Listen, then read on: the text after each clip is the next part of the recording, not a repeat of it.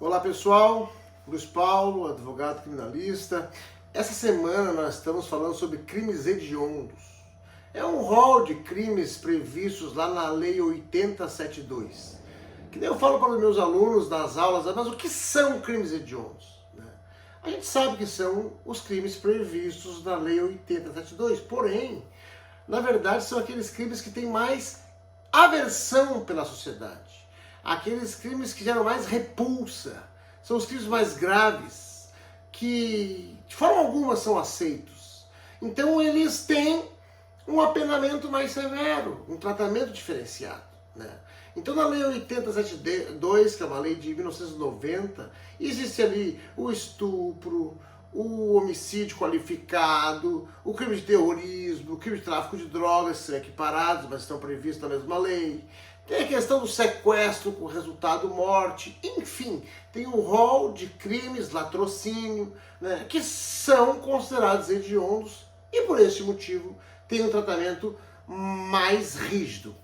Veja bem, a Lei 8072 inicialmente previa um regime prisional fechado, mas só que era integralmente fechado.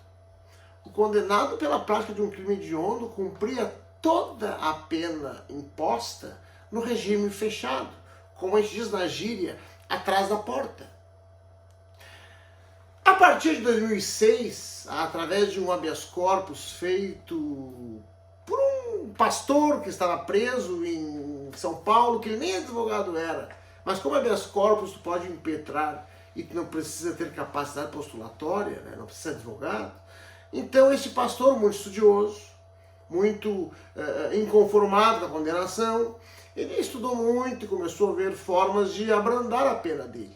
Ele sempre negou o crime e aqui nós não vamos entrar no mérito, mas estava cumprindo uma condenação de um crime hediondo. E ele conseguiu impetrar um habeas corpus dizendo que este cumprimento integralmente no regime fechado era inconstitucional.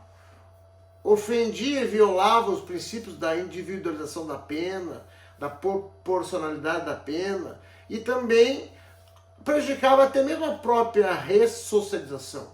Porque daí o preso não tem direito a progressivamente ir se ressocializando para depois voltar ao convívio em sociedade.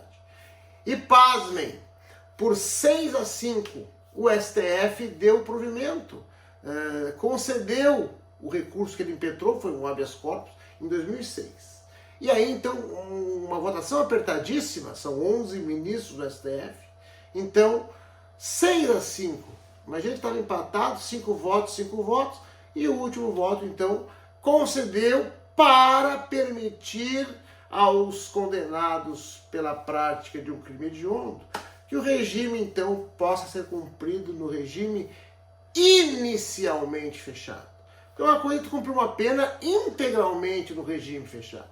E aí, então, a partir desse habeas corpus, impetrado de próprio punho por um paciente, como a gente chama, que não era nem advogado, mas o STF se curvou aos argumentos expostos nesse habeas corpus e concordou que havia uma inconstitucionalidade do regime integralmente fechado.